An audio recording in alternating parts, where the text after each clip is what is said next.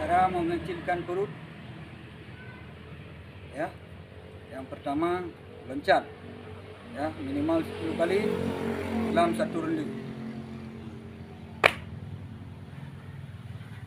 Ya. Oke, 1, 2, 3, 4, 5, 6, 7, 8, 9, 10. Itu yang pertama. Teknik yang kedua, angkat kaki.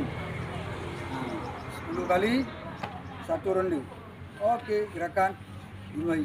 1, 2, 3, 4, 5, 6, 7, 8, 1. Oke, teknik yang ketiga, belakang. Angkat kaki harus kenai pantat. 1, 2, 3, 4, 5, 6, 7, 8, 9, 10. Oke, teknik yang keempat, yang terakhir pakai pukulan, ya, perut dimainkan. Gerakannya 1, drop, 2, pukul. 1, 2, 3, 4, 5, 6, 7, 8, 9, 10.